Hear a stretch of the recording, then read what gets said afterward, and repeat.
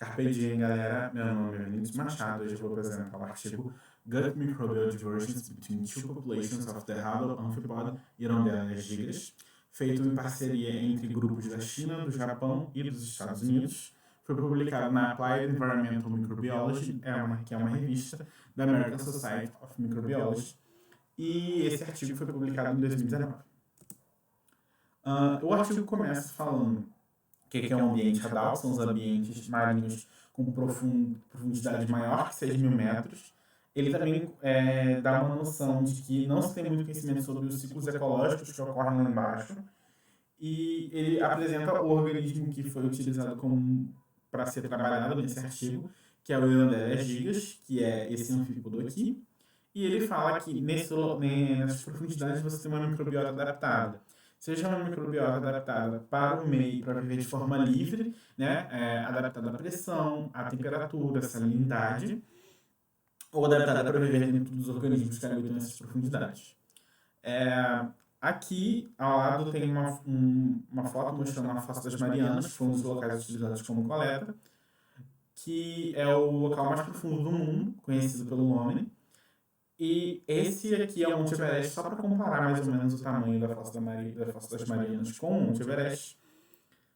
E além da Fossa das Marianas, foi utilizada como outro ponto de coleta a Fossa do Japão, que fica mais ao norte, em torno de 2.500 quilômetros ao norte.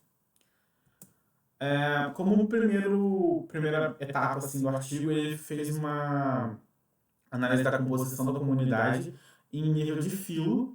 Como vocês podem ver, ficou mais ou menos uniforme entre eles, só que quando a gente... uma ressalva é que Proteobactéria foi dividido em 3 subgrupos, foi mostrado aqui seus 3 subgrupos, que é a alfa-proteobactéria, beta-proteobactéria e gama-proteobactéria, porque esses 3 proteobactérias ocupavam um nicho muito grande dentro dessas espécies. Vocês podem ver, por exemplo, aqui no M5, que é a Fossa das Marianas M5, ele ocupa os 3 grupos de proteobactéria, ocupam quase 90% da diversidade de organismos que habitavam o intestino desse animal. Por isso eles quebraram nesses 3 para poder mostrar a diferença entre eles. Quando a gente vai para nível de gênero, você tem uma profusão maior de gêneros. Os gêneros que estão em azul, circulados em azul escuro aqui, foram os gêneros que houveram diferença entre os locais, seja apresentavam em um ou em outro, e os gêneros que foram comuns a maioria dos indivíduos estão circulados em azul claro. Eu vou ressaltar um gênero, que é o Psicromonas, que esse gênero ele foi apresentado em todos os indivíduos da Fossa das Marianas, em algum grau, porém, nos indivíduos da Fenda do Japão, ele não foi apresentado em nenhum deles, estava totalmente ausente. Aqui a gente tem a diversidade alfa que foi feito. Eles fizeram a equidade, aqui o evenness. Repare que teve uma diferença estatística entre eles. Teve uma equidade maior na Fossa do Japão do que na Fossa das Marianas. E já a riqueza, teve uma riqueza maior, que é esse índice Cal, na Fossa das Marianas do que na Fossa do Japão. Aqui eles fizeram esse PCO para poder ver a bela diversidade entre eles, teve uma diferença grande. Tem algumas análises de PCO aqui, os grupos ficam sobrepostos, mas nesse caso mostra que ela foi completamente, era bem diferente uma da outra, uma comunidade microbiota da outra. Um detalhe interessante é que os indivíduos de M1 a M4 eram indivíduos de um ponto só, enquanto de M5 a M10 eram de outro ponto dentro das Fossas Marianas, e M2 e M3 ficaram misturados aos demais indivíduos, enquanto M1 e M4 ficaram totalmente isolados, tanto dos outros indivíduos quanto deles. E na Fossa do Japão a gente teve uma certa homogeneidade em relação à Fossa das Marianas.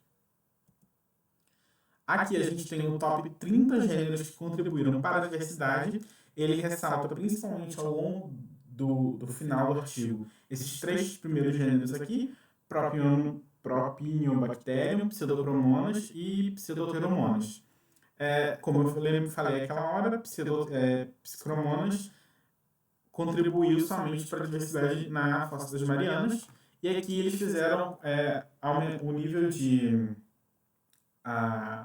diversidade acumulativa à medida que a gente ia adicionando gêneros, e quando a gente chega em 30 gêneros, a gente tem mais de 80% da diversidade da microbiota desses organismos.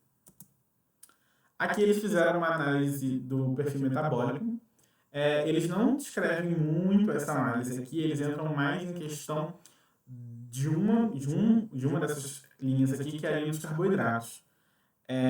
E aqui eles dissecam mais essa linha dos carboidratos, analisando a questão dos genes. Principalmente, aí a gente pode ver aqui que na Fenda das Marianas a gente teve uma maior presença dos genes relacionados ao metabolismo de carboidratos do que na Fenda do Japão. E na discussão ele vem explicando que o conteúdo de carbono nesses dois locais são diferentes, já que a Fossa das Marianas está muito mais longe da costa do que a Fossa do Japão. E com isso a Fossa do Japão pode receber carbono externo vindo de organismos fitoplantônicos que podem estar acima dela, já que ela é próximo da costa do Japão. Enquanto que a Fossa das Marianas não tem esse benefício. Então os organismos lá têm que saber trabalhar muito melhor o carbono do que em demais locais. Teve uma diferença estatística entre as duas microbiotas. Psicromonas tem alguma relação com o gênero, já que foi encontradas em outras espécies desse gênero. Pseudopteromonas já foi encontrada em outros animais marinhos e Propionobactéria foi encontrada em besouros. Isso leva a crer que esses três gêneros têm um certo hábito de habitar no intestino de animais marinhos, de animais de forma geral. E a Fossa das Marianas tem um menor aporte de carboidratos, de carbono, por isso as vias de carboidratos são melhor exploradas dentro dos organismos que nela habitam, e isso leva a uma menor disponibilidade de carbono dentro dela de uma forma mais geral. E o que levou à diferença estatística entre essas duas espécies, esse artigo sugere isso, foi o conteúdo de carbono presente nesses locais e as interações microbiológicas entre esses gêneros. Aqui é a bibliografia e é nessa que eu vou.